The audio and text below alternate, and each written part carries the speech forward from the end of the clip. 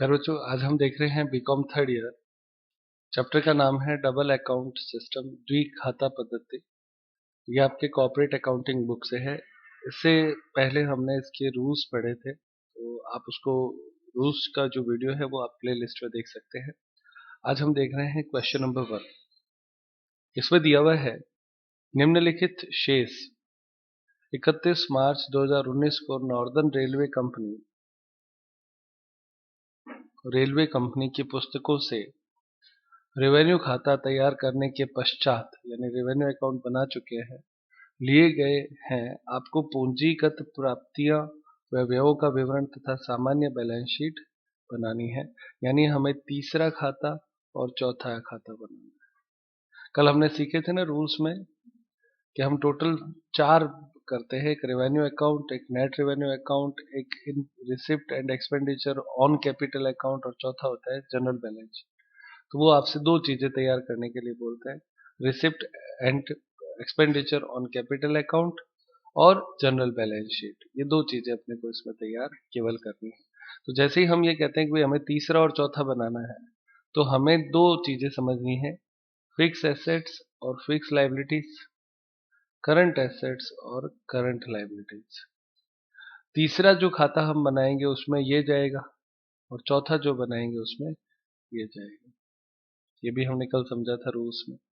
तो चलो स्टडी करते हैं इसमें क्या क्या दिया है।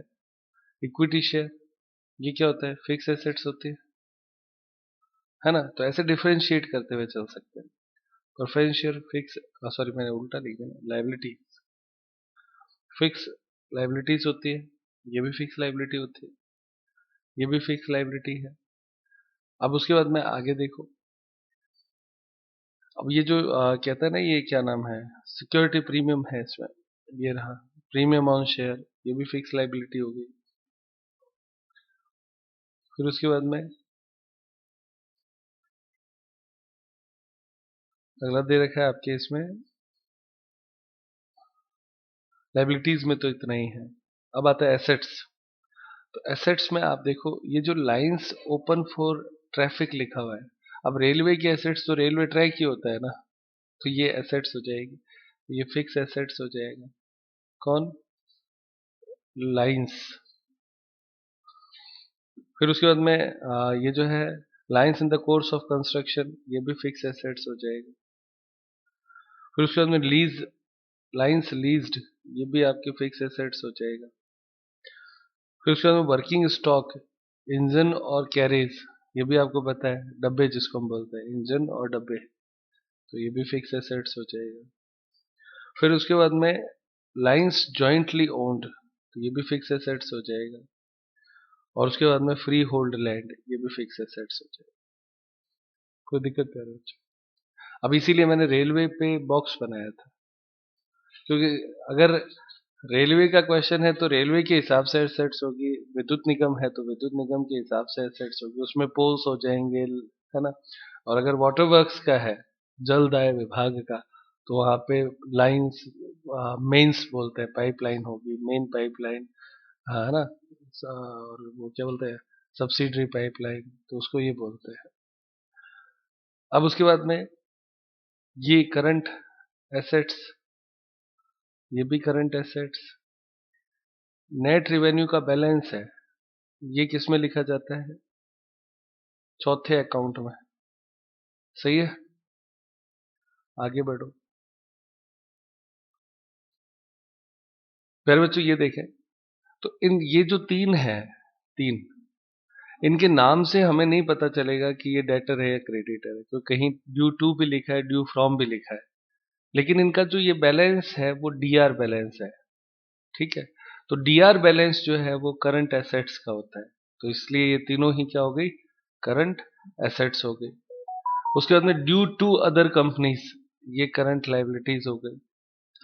फायर इंश्योरेंस फंड, तो ये रिजर्व आपके हो गया। तो आगे अपना आता है, ये हो गया फायर इंश्योरेंस फंड, रिजर्व, और ये तीनों फंड 1, 2 और 3, ये भी आपके चौथे अकाउंट में आएंगे, यानी करंट लाइबिलिटीज की तरह इसको आप ट्रीट करेंगे। और क्रेडिटर है ये तो पता ही है, करंट लायबिलिटीज होता है। ये मार्किंग है बच्चों। सवाल पढ़ते समय हमने fix assets, fix liabilities, current assets और करंट लायबिलिटीज मार्क करनी है। कर लिया। अब उसके बाद में आगे प्रश्न क्या देता है वो पढ़ते हैं। वर्ष के दौरान 7,50,000 रुपए के 6% पूर्वाधिकार अंशों का निर्माण किया गया। तो प्रेफरेंस शेयर आपने ड्यूरिंग द ईयर कितने के, 7,50,000 ड्यूरिंग द ईयर, किसके बारे में, पीएस, प्रेफरेंस शेयर कैपिटल। तो आप लोगों को पता है हम जो चौथा अकाउंट तीसरा अकाउंट बनाते हैं उसमें ड्यूरिंग द ईयर क्या होता है वो भी लिखते हैं। 10 लाख रुपए के समता अंश भी 10% प्रीमियम पर निर्मित किए गए, तो ये भी अपने को लिखना है। ये आपके हो गया equity share capital during the year. यातायात के लिए खुली लाइनों पर 2 लाख रुपए, तो ये अपने एसेट्स है, फिक्स एसेट्स, उसमें लेना है। और निर्माणाधीन लाइनों पर 15,000 रुपए व्यय किए गए, ये दोनों ये रही देखो। ओपन फॉर ट्रैफिक है ना, और एक कौन सी है, लीज है क्या, है ना, निर्माणाधीन, अंडर कंस्ट्रक्शन, वो कौन सी है, कोर्स ऑफ कंस्ट्रक्शन। इन दोनों में वो कहता है इसमें कितना प्लस हुआ, 2 लाख, और इसमें कितना प्लस हुआ, 15,000। समझ में आ गई बच्चों बात। आप लोगों के लिए नई चीज जो इसमें सीखने की है, जो करने से ही आएगी, सवाल ऐसा नहीं है कि सीधा ही समझ जाए, वो है नए शब्द। ये सारे शब्द जो इसमें आ रहे हैं वो सारे नए हैं। Line open for traffic, lines in the course of construction, lease lines, working stock, engine and carriage, ये सारे शब्द, लाइन जॉइंटली ओन्ड, ये शब्द क्यों नए आए हैं, क्योंकि रेलवे के अकाउंट हमने कभी बनाए नहीं है। बिजनेस के अकाउंट्स तो हमने बहुत बना लिए, तो उनके तो अब अपने को पता है डेटर क्या, क्रेडिटर क्या, सब आता है। तो इसमें थोड़ा सा अपने सवाल पहली बार में समझ में नहीं आएगा, एक बार कर लिया ना अब याद हो जाएगा, अच्छा ये तो एसेट्स होती है, ये तो लायबिलिटीज होती है, ठीक है ना। क्यों मैं सही समझ रहा हूँ, आप लोगों के लिए दुविधा जो है वो इसी पॉइंट पे आती है कि सर हमें कैसे पता चलेगा कि कौन से फिक्स एसेट्स है, कौन से फिक्स लायबिलिटीज है। तो वो एक बार सवाल करने ही पड़ेंगे। एक बार सवाल कर लोगे तो समझ में आया, अच्छा ऐसा ऐसा होता है, तो अगली बार वो चीज अपने को याद हो जाएगी। तो फर्स्ट टाइम के लिए अपने को याद ही करना पड़ता है, तो आप इसको आराम से अच्छे से याद कर सकते हैं। अच्छा ये फिक्स है और ये करंट है, ठीक है। अब आगे देखते हैं, बस ये प्रश्न तो इतना ही था। आगे लिखता है संयुक्त लाइन स्वामित्व की लाइनों के निर्माण 1 लाख रुपए व्यय हुआ। तो ये जॉइंटली ओन्ड था ना यहाँ पे, तो इसमें भी अपने को 1 लाख प्लस करना है। तो ये तो जो हम अकाउंट बनाएंगे उसमें आ जाएगा। क्वेश्चन आप सभी ने देख लिया है, सॉल्यूशन करते हैं इसका। दोनों के आंसर दे रखे हैं, एक का 4,20,000 और एक का 7,55,000, दोनों आते हैं। स्टार्ट करें। फिर बच्चों देखें, क्वेश्चन नंबर जो एक है उसमें हमें सबसे पहले तो ये स्टेटमेंट बनाना है। मैं इसको 3 नंबर अकाउंट बोलता हूँ। तो थर्ड अकाउंट अपने बनाना है, statement of receipt and expenditure on capital account for the year ending, जो भी 31 मार्च जो भी ईयर होता है वो लिखना है। इसके 2 हिस्से होते हैं, तो डबल लाइन से हमने 2 हिस्से कर दिए हैं। आगे एक्सपेंडिचर आता है, एक्सपेंडिचर का मतलब एफ ए से होता है, फिक्स एसेट से, और रिसिप्ट का मतलब आपके फिक्स लाइबिलिटीज से होता है, फिक्स लाइबिलिटीज से, ठीक है। तो इसमें आपके पहला कॉलम बनता है अप टू प्रीवियस ईयर, पिछले साल तक क्या बैलेंस था। ड्यूरिंग द ईयर मतलब इस साल कितना हुआ, और फिर टोटल। तो अगर कोई चेंज होता है तो ड्यूरिंग द ईयर होता है, अगर चेंज नहीं है तो जो अप टू था वो ही आपके अगले साल में आ जाता है। जैसे मान लो फॉर एग्जांपल एक मशीन 10 लाख की थी, इस साल हमने कोई बढ़ाया ही नहीं तो वो 10 लाख की रह जाएगी, ये चीज है इसमें। इसी तरह से रिसिप्ट में आपके फिक्स लाइबिलिटीज आती है, तो इसमें क्या क्या चीजें आएंगी वो हमने मार्किंग कर रखी है। तो एक एक करके स्टार्ट करते हैं। सबसे पहले आप है ना लाइबिलिटीज ही बोल दो। रिसिप्ट में सबसे पहले प्रेफरेंस शेयर है ना, तो लिखो 6% प्रेफरेंस शेयर कैपिटल। तो प्रेफरेंस शेयर कैपिटल पहले कितना था देख के बताना, बैलेंस शीट में कितना दे रखा है, 30 लाख दे रखा। अब देखो यहाँ पे एक चीज समझने की है बच्चों, लिखना मत, 30 लाख कौन सी तारीख को बताता है, 31 मार्च 2019 को बताता है ना, प्रीवियस ईयर थोड़ी बताता है। तो ये 30 लाख यहाँ लिखो टोटल में, ओके। इस साल कितने इश्यू करे, 7,50,000। ये प्रश्न में नीचे दिया हुआ था कि इस साल इतना इशू किया, इसका मतलब प्रीवियस ईयर में कितना था? 22,50,000। समझ में आया प्यारे बच्चों? सही है ना? तो 30 लाख टोटल दिया हुआ है, बैलेंस शीट में जो है वो तो टोटल है, इस साल जो बढ़ाया वो लिख दिया ड्यूरिंग द ईयर, इसका मतलब प्रीवियस ईयर में कितना था वो यहाँ पे आ जाएगा। इसके बाद में इक्विटी शेयर लिखो, equity share capital balance sheet में कितनी दे रखी है बच्चों? 50 लाख, तो वो यहां लिखेंगे। ड्यूरिंग द ईयर कितना, 10 लाख इशू किया था क्या? तो 10 लाख यहां लिख दो। इसका मतलब पहले कितना था? 40 लाख। कोई दिक्कत बच्चों? फिर उसके बाद में debenture 7.5% debenture, 7.5% debenture balance sheet में देखो कितना दे रखा है? 20 लाख। डिबेंचर में कोई चेंज नहीं हुआ इसलिए यहाँ पे डैश, इसका मतलब पहले भी कितना था? 20 लाख। समझ में आ गई बच्चों बात? अब उसके बाद में डिबेंचर के बाद में सिक्योरिटी प्रीमियम,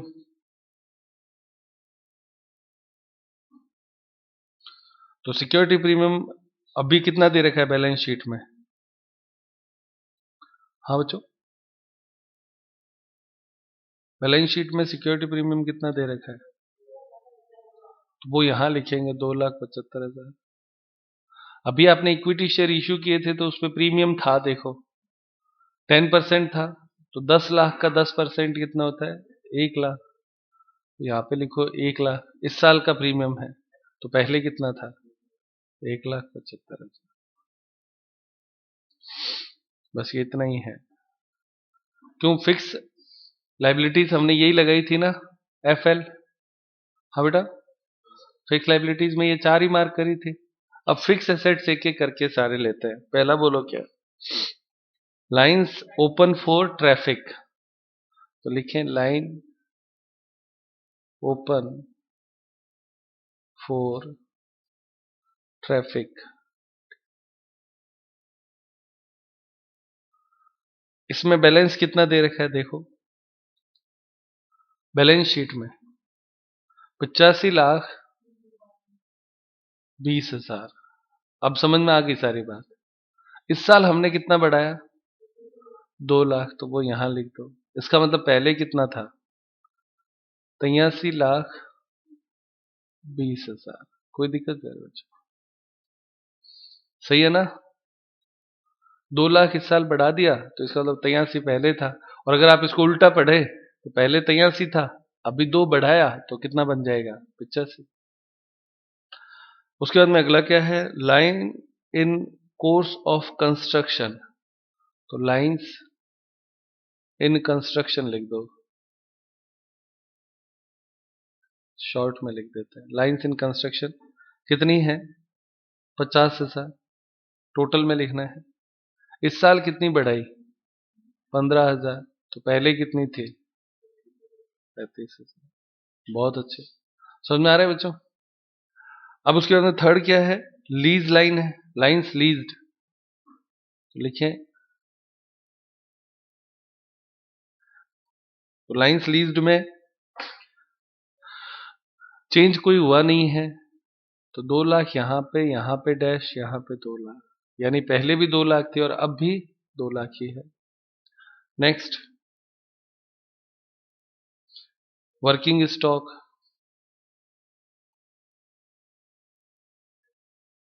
ये वर्किंग स्टॉक में के ब्रैकेट में लिखा हुआ था इंजन और कैरेज, है ना?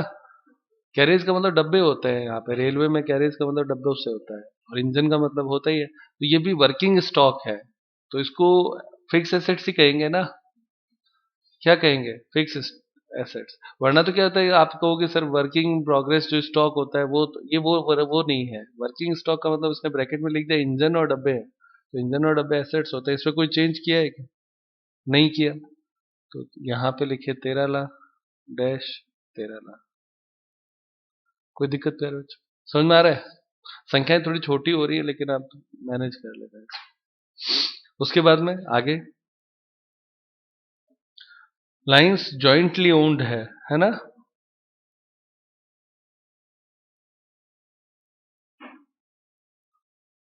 तो वो पहले अभी कितनी है? 5 लाख। बैलेंस शीट में 5 लाख है ना। इस साल बढ़ाई कितनी? 1 लाख। तो वो ड्यूरिंग द ईयर में 1 लाख आ जाएगा। और पहले कितनी हो गई? 4 लाख। कोई दिक्कत क्या है? फिर लास्ट, फ्री होल्ड लैंड। और तो कोई नहीं है ना? Free hold land,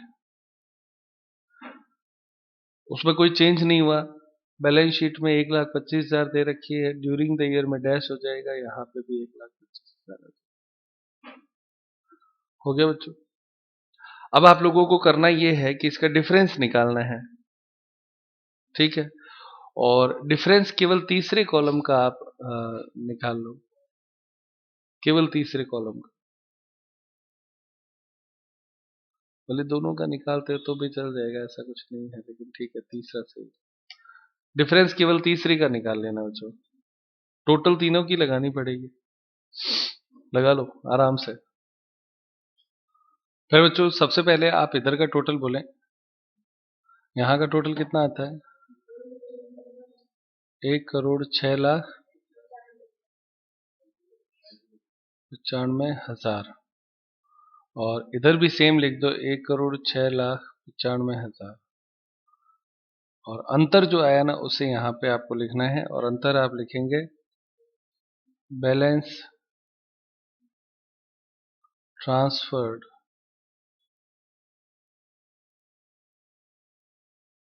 to general balance sheet balancing figure से। केवल तीसरे कॉलम में कितना अंतर आता है? 4,20,000। ये जनरल बैलेंस शीट में आपके चला जाएगा। और जनरल बैलेंस शीट में भी ये बैलेंस इस तरफ ही कम आया था ना, तो ये आपके किस इधर जो आता है वो इधर ही जाता है। सुन नहीं रहे हो? इधर जो आता है वो इस तरफ ही आता है, तो इधर आगे जनरल बैलेंस शीट में ये किस तरफ चला जाएगा? एसेट्स की तरफ लिखा जाएगा। अगर मान लो ये डिफरेंस इस तरफ आता, तो इधर आता तो इधर ही लिखा जाएगा, यानी लाइबिलिटीज की तरफ लिखा जाता है अगर ये डिफरेंस इधर आता। याद रहेगी ये बात। अब ये दो कॉलम है ना, इनमें आप टोटल लगा के बस केवल लिख देना, और कुछ नहीं करना है, क्योंकि ये आपको थोड़ा सा कंफ्यूज कर सकती हैं बाकी जो टोटल्स है ना वो। इसलिए अपने थर्ड कॉलम पे फोकस करेंगे। क्लियर? टोटल जो भी आती है लिख देना। ये हो गया आपका तीसरा। अब चौथा बनाना है जनरल बैलेंस शीट। तो हेडिंग लिखो जनरल बैलेंस शीट, फॉर्मेट हो जाएगा general balance sheet. Format simple सा बनना है, इसमें एक एक अमाउंट का कॉलम होता है। हेडिंग लिख दो general balance sheet. General balance sheet में एक तो सबसे पहले तो यही उतार लो, है ना। क्या नाम है? Balance from receipt and expenditure on capital, 4,20,000। सही है। एक नेट रेवेन्यू का भी बैलेंस दे रखा था क्या? वो इधर लिख दो,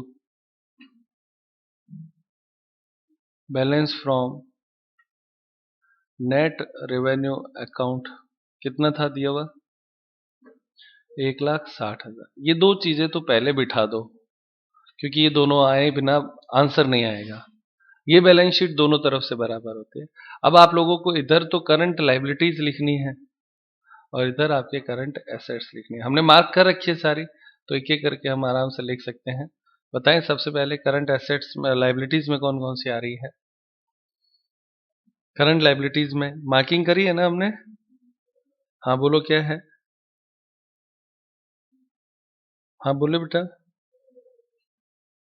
अरे भाई हाँ, लिखें ड्यू टू अदर कंपनी। कितना है? 20,000। और क्या है? हाँ बेटा, फायर इंश्योरेंस फंड है इसलिए आया है ना। कितना है? 1,50,000। और क्या लगाया हमने? मार्किंग करा है सन्ड्री क्रेडिटर्स। क्रेडिटर कितना आया? 25,000। फिर उसके बाद में जनरल रिजर्व कितना आया, 3,25,000। ये सारी चीजें हमने जब क्वेश्चन पढ़ा था ना तब मार्क कर रखी है बच्चों, किताब में अच्छे से मार्क कर लेते हैं तो सीधा सॉल्व हो जाएगा, फिर लिखना ही है अपने को। और क्या है, सुपर एनुएशन फंड, सुपर फंड कितना, 75। बस इस तरफ इतना ही आएगा, टोटल लगा ले।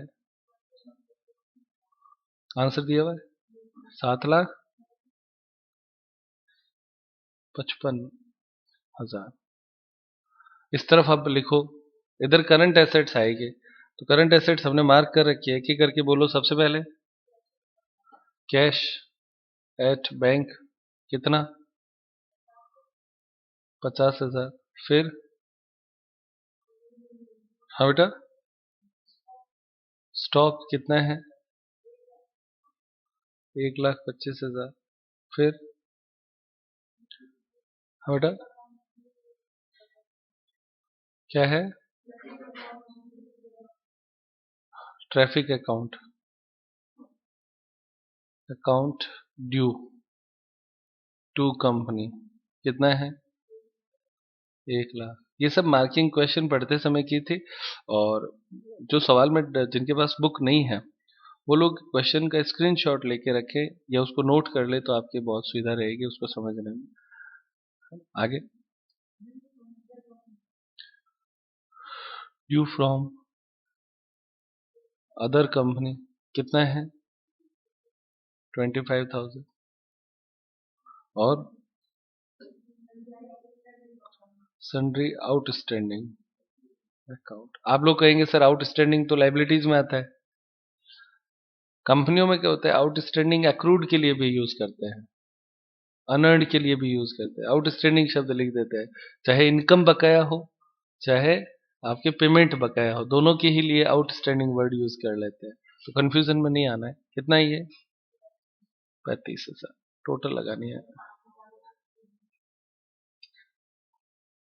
तो टोटल आती है 7,55,000। ये इतना ही सवाल है, कोई दिक्कत प्यारे बच्चों, समझ में आता है प्यारे बच्चों? अब हम देखते हैं क्वेश्चन नंबर 2, सेकंड क्वेश्चन। एक जल आपूर्ति कंपनी का 31 मार्च 2019 को तलपट इस प्रकार से था। तो वाटर सप्लाई कंपनी है, इस बार कौन है, तो जलदाय विभाग हो गया ना, तो इसकी जो एसेट्स और लाइबिलिटीज है उसको उसके नाम अलग होंगे, तो ये थोड़ा सा अपने को सवाल करते करते अभ्यास में आ जाएगा। देखते हैं इसकी ट्रायल बैलेंस क्या है। देखें इसमें दिया हुआ है लैंड, ये आपके फिक्स एसेट्स हो गया, मार्किंग करते रहे और इसका स्क्रीनशॉट लेके रखिए ताकि आपको सवाल देखते समय बार बार इजी रहेगा समझने में। वर्क्स कितना है, ये भी फिक्स एसेट्स होता है। मेंस एंड सर्विसेज, मीटर और प्रिलिमिनरी, ये सब फिक्स एसेट्स है। एफए फिक्स एसेट्स होने का मतलब ये तीसरे अकाउंट में आएंगे सारे, सही है। अब यहां से debtor, debtor for rent, water rent, stores in hand, investment, cash in hand, cash at bank, ये जो पांच है यहां से यहां तक, ये आपके हो गए सारे के सारे करंट एसेट्स, ठीक है, सारे करंट एसेट्स हो गए। तो ये किस में आएंगे, चौथे अकाउंट में, जनरल बैलेंस शीट में। सही चल रहा है, अपने को मार्किंग करनी और कुछ नहीं करना। उसके बाद में आगे ये खर्चे दे रखे हैं, सही बात है, खर्चे ही है। Salary, printing, incident, maintenance, repair, director fees, audit, rent, ये सारे यहां से लेके यहां तक ये रेवेन्यू अकाउंट में आएंगे, यानी पहले अकाउंट में। और इंटरेस्ट ऑन डिबेंचर और इंटरिम डिविडेंड ये दोनों चले जाएंगे आपके नेट रेवेन्यू अकाउंट में। किसमें, नेट रेवेन्यू अकाउंट में, यानी दूसरे में। कोई दिक्कत बच्चों, कितना आसान है, टेबल को देखा, मार्किंग किया, बस उसको वहां पे पहुंचाना है। ये आपके रेवेन्यू अकाउंट में आएगा, इनकम है, वाटर रेंट, सही है ना। और जनरल रेंट्स ये भी अकाउंट है, रेवेन्यू अकाउंट में आएगा पहले में। शेयर ट्रांसफर फीस ये आपके एनआर में आ जाएगा, नेट रेवेन्यू में, यानी दूसरे अकाउंट में। अनक्लेम्ड डिविडेंड ये जो आपके है बैलेंस शीट में दिया हुआ है ना, तो ये आपके लाइबिलिटीज में आएगा, करंट लाइबिलिटीज में। नेट रेवेन्यू का बैलेंस दे रखा है तो ये नेट रेवेन्यू में ही आएगा, दूसरे अकाउंट में। Equity share, preference share, security premium, ये तीनों ही आप लोगों को पता है क्या है, फिक्स लाइबिलिटीज हो गई, तो ये तीसरे नंबर में चली जाएंगी। सही है। और क्रेडिटर फंड ये दोनों चले जाएंगे आपके जनरल बैलेंस शीट में। और डिबेंचर वापस फिक्स लाइबिलिटी आ गई, ये आपके चला जाएगा कैपिटल, तीसरे अकाउंट में। कोई दिक्कत प्यारे बच्चों? आसान है। ये मार्किंग करने के बाद में हमारा सवाल आसान हो गया। अब हमें कौन सी चीज कहाँ ले जानी है वो पता चल गया। 4 हिस्सों में बांटने थे। रेवेन्यू में क्या जाएगा, रेवेन्यू के बाद में नेट रेवेन्यू में क्या जाएगा, receipt and expenditure on capital account, यानी तीसरे में फिक्स एसेट फिक्स लाइबिलिटी चली जाएंगी, और लास्ट में जनरल बैलेंस शीट। हो गया चारों के डिवीजन। अब अन्य सूचनाएं क्या है वो देखते हैं। अदर इंफॉर्मेशन यहां से शुरू करते हैं। 31 मार्च 2019 को समाप्त होने वाले वर्ष के लिए निम्न राशि व्यय की गई। भूमि, लैंड ड्यूरिंग द ईयर आ गया 10 लाख। वर्क्स, कार्य 15 लाख। मेंस, मेंस का मतलब मैंने कहा ना पाइप लाइन होती है, पानी की लाइंस, और सर्विस पाइप। देखो मेन लाइन जो मोटे वाला पानी की लाइन होती है ना, वो मेंस कहलाती है, और जो अपने घरों में आती है वो सर्विस लाइन होती है। समझ में आती है दोनों बातें ना। आगे तो ये पाइपलाइन है, और मीटर्स, इन तीनों में ही बढ़ोतरी हुई है। संचित कोष 50,000 कर दिया गया, पहले कितना था एक बार देखना। जनरल रिजर्व कहीं पे दिया हुआ होगा, ये रहा रिजर्व फंड, 25,800 था, इसको वो कहता है 50,000 कर दो, तो बढ़ाया कितना, अंतर निकालो, 24,200। ये इस साल के खाते में अपने को लिखना है।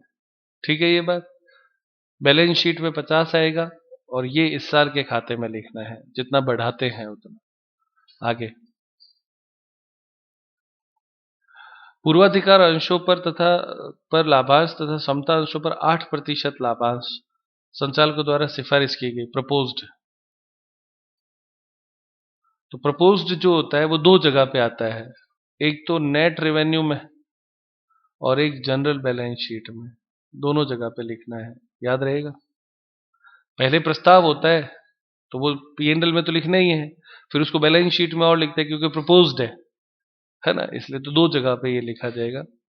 आगे आपको रेवेन्यू खाता, नेट रेवेन्यू खाता, पूंजी और प्राप्ति खाता और सामान्य चिट्ठा तैयार करना है। ये सारी चीजें अपने को तैयार करनी। ये आपके आंसर्स दे रखे हैं, तो क्वेश्चन का स्क्रीनशॉट आपने ले लिया होगा। आगे बढ़ते हैं सॉल्यूशन की तरफ। मेरे बच्चों क्वेश्चन नंबर 2 का आंसर स्टार्ट करते हैं। इसमें हम सबसे पहले रेवेन्यू अकाउंट बनाएंगे। रेवेन्यू अकाउंट में देखो आपने हमने मार्किंग करी है, लाइन टू लाइन चलना है। सबसे पहले सैलरी से स्टार्ट कर दो। सैलरी में आप लिखेंगे टू सैलरी, सैलरी आपके दे रखी है 60,000। फिर उसके बाद में प्रिंटिंग एक्सपेंसेस, तो टू प्रिंटिंग एक्सपेंसेस वो आपके दे रखा है 5,000। फिर उसके बाद में इंसिडेंशियल एक्सपेंसेस,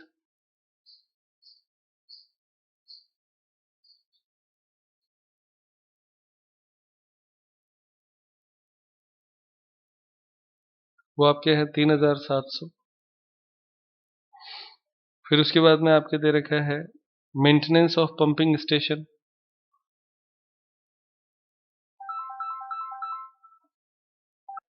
मेंटेनेंस कितना है, तो मेंटेनेंस दे रखा है 2,35,500। फिर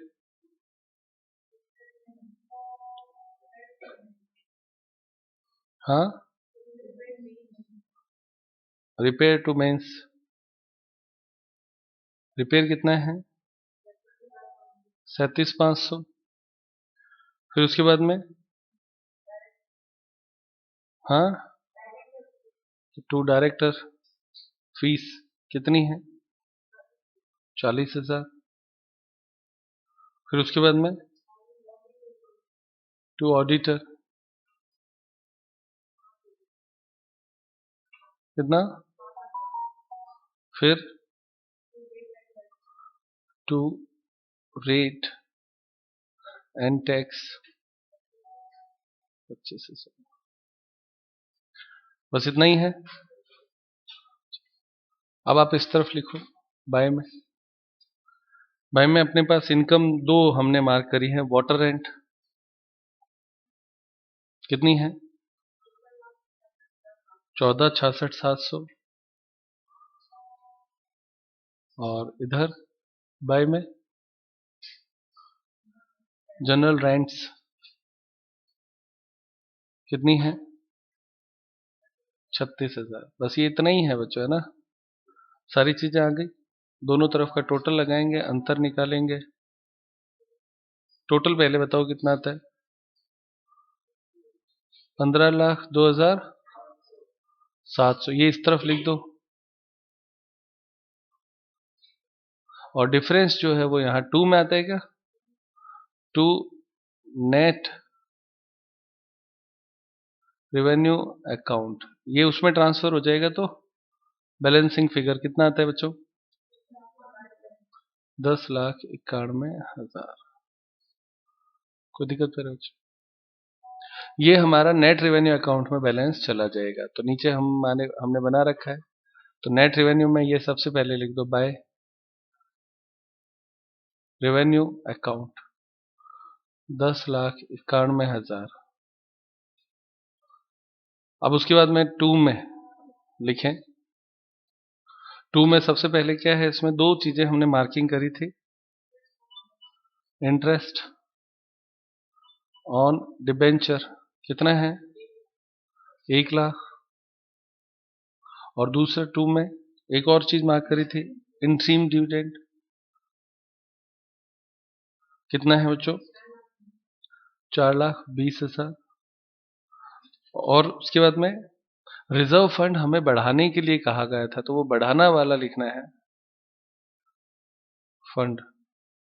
तो कितना बढ़ाया हमने, 50,000 वो कहता है करना है। तो पहले कितना था, 25,800। तो कितना बढ़ाना पड़ेगा, 24,200। ये इंक्रीज वाला हिस्सा लिखना है केवल। अब आ जाओ टू प्रपोज्ड PS डिविडेंड 8% और टू प्रपोज्ड ES डिविडेंड 8%। दोनों इक्विटी शेयर और प्रेफरेंस शेयर दोनों पे आप क्या करो, 8% निकालो कैपिटल पे। तो बैलेंस शीट में देखो कैपिटल दे रखा है, इक्विटी शेयर 60 लाख का है और प्रेफरेंस शेयर 20 लाख का है। तो दोनों का 8% निकालो, कितना होता है, 20 लाख का 8%। हाँ,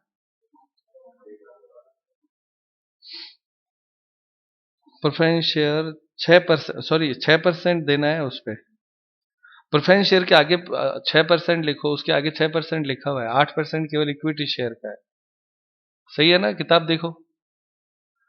तो 6% लेना है, कितना होता है, 1,00,000।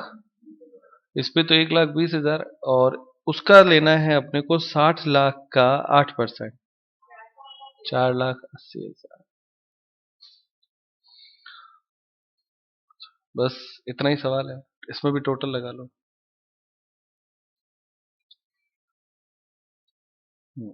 इधर का टोटल तो है ही है।